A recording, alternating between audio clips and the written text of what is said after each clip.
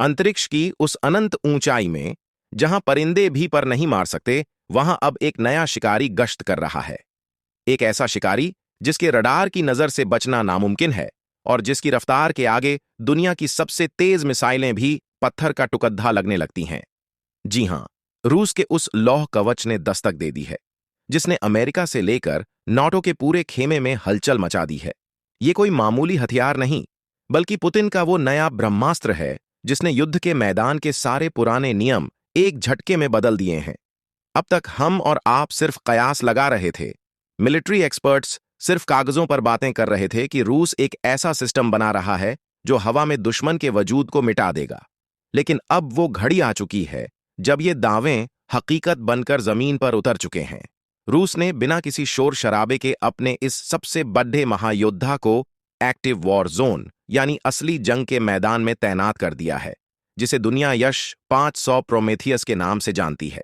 जैसे ही ये खबर पेंटागन तक पहुंची, वहां खलबली मचना तय था, क्योंकि इस सिस्टम की रेंज में आने का सीधा मतलब है निश्चित मौत।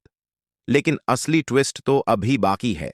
इस पूरे महाविनाशक खेल पर जिस देश की सबसे पैनी नजर है, वो कोई और नहीं बल्कि अपना भारत है। भारत, जो अपनी सीमाओं को लोहे की एक ऐसी दीवार में तब्दील करना चाहता है जिसे कोई भेद न सके। खबर है कि भारत इस सिस्टम को अपने सुदर्शन चक्र का हिस्सा बनाने की तैयारी में है। तो आखिर क्या खास है इस सिस्टम में? क्यों इसे अंतरिक्ष का रखवाला कहा जा रहा है? और क्या रूस वाकई अपना ये सबसे घातक राज्य भारत के साथ साझा करने को तैयार हो गया है? इन सारे सवालों के जवाब आज हम इस कहानी की परतों को खोलते हुए देंगे। दोस्तों, यश 500 प्रोमेथियस का मैदान में उतरना आधुनिक युद्ध नीति में एक बहुत बड़ा मुद्दा है। अब तक दुनिया यश 400 के कसीदे पढ़ रही थी, जिसे खुद भारत ने भी अपनी सीमाओं पर चीन और पाकिस्तान के खिलाफ तैनात किया है। लेकिन रूस ने अब यश 400 के भी बाप को मैदान में उतार दिया है। इसे बनाने का मकसद बिल्कुल साफ था, एक ऐसा सुरक्षा घेरा जो आज के नहीं बल्कि आने वाले 50 सालों के खतरों को भी खाक में मिला दे। इसकी सबसे बड़ी ताकत है इसकी 600 किलोमीटर की मारक क्षमता। इसका मतलब जानते हैं आप?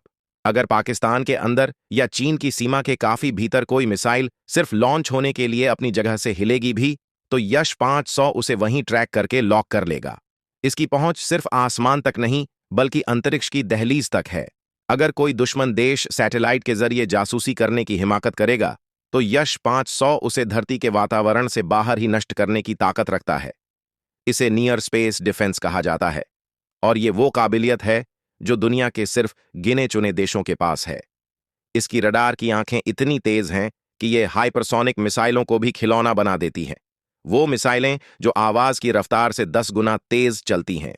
ये सिस्टम एक साथ 10 बैलिस्टिक मिसाइलों को तबाह कर सकता है जब वो 25,000 किलोमीटर प्रति घंटे की रफ्तार से आपकी तरफ बरच रही हों।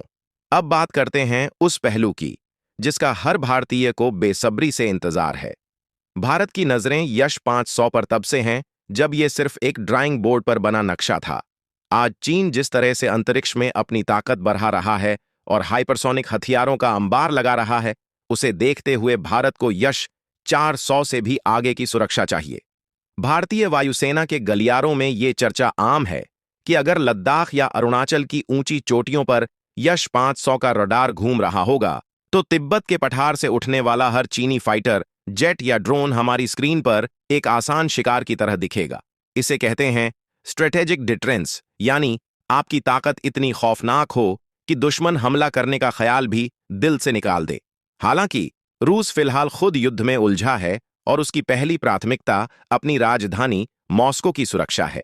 लेकिन भारत और रूस के रिश्ते किसी दुकानदार और खरीदार जैसे नहीं हैं। हम स्ट्रेटेजिक पार्टनर हैं।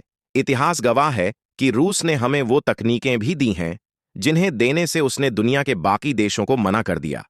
मुमकिन है कि भविष्य में हम यश 500 को मेक इन इंडिया के तहत भारत में ही बनते देखें। अगर ऐसा हुआ तो ये भारत की रक्षा प्रणाली में एक ऐसी छलांग होगी जो हमें उस इलाइट क्लब में शामिल कर देगी जो जमीन पर बैठकर अंतरिक्ष को कंट्रोल करते हैं। अमेरिका चाहे कितना भी दबाव क्यों न बना ले, लेकिन नए भारत का ये आत्मविश्वास साफ कहता है कि हमारी सुरक्षा के फैसले अब वॉशिंगटन या बीजिंग में नहीं, बल्कि सिर्फ और सिर्फ नई दिल्ली में लिए जाएंगे।